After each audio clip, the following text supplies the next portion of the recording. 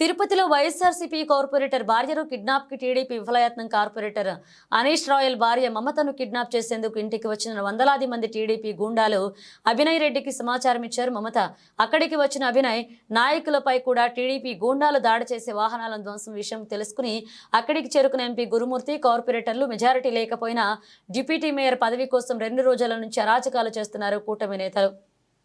Tirupati municipal corporation deputy mayor స్థానానికి జరుగుతున్నటువంటి ఎన్నికలో వైఎస్ఆర్ కాంగ్రెస్ పార్టీకి క్లియర్ మెజారిటీ ఉందన్న విషయం తెలిసిందే. ఈరోజు జిల్లా అధ్యక్షులు కరుణాకర్ రెడ్డి గారి నివాసం నుంచి 27 మంది కార్పొరేటర్లు బయలుదేరితే అక్కడికి చేరింది కేవలం 23 మంది మాత్రమే.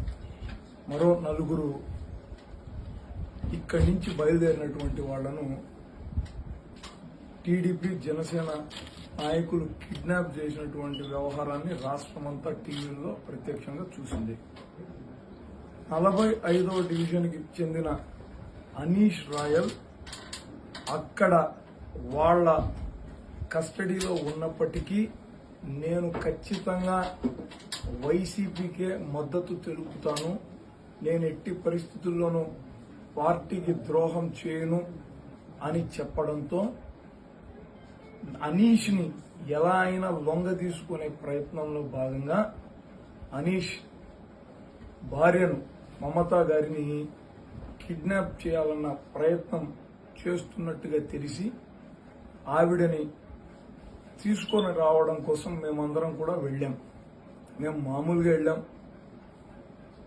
ఆవిడ బస చేస్తున్నటువంటి తుడా ప్లాట్స్ లో ఉన్న ఒక ఇంటిలోకి వెళ్లి మాట్లాడుతుండగా వందలాది టీడీపీ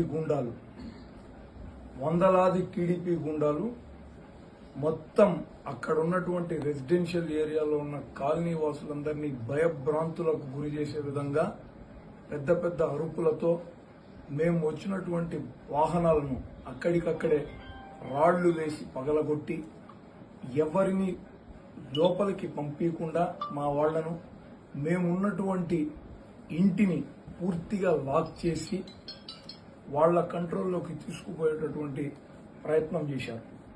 ఇంతలోపల సరైన సమయానికి ఎంపీ గురుమూర్తి గారు ఇతర పార్టీ కార్యకర్తలందరూ అక్కడికి వచ్చి, పోలీసు వారు కూడా వచ్చి వాళ్లని చెల్లాచెదురు చేసి మమ్మల్ని మమతను రక్షించగలిగారు. అంటే ఓడిపోయాం అని తెలిసి కూడా నైతికంగా వాళ్లకు కోరం లేదు, వాళ్లకు మెజారిటీ లేదు. ఈరోజు ఎన్నిక వాయిదా పడింది. రేపు ఏదో ఒక విధంగా వాళ్ల ఇంట్లో వాళ్లనైనా సరే చిత్రహింసలకు గురి చేసి వాళ్లతో ఓటు వేయించుకోవాలన్నటువంటి దుర్మార్గమైనటువంటి ప్రయత్నానికి ఈరోజు కూటమి ప్రభుత్వం పూనుకోవడం చాలా బాధాకరం.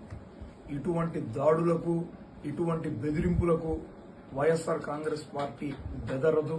మేమందరం కూడా జగనన్న సుశిక్షితులమైనటువంటి సైనికులం.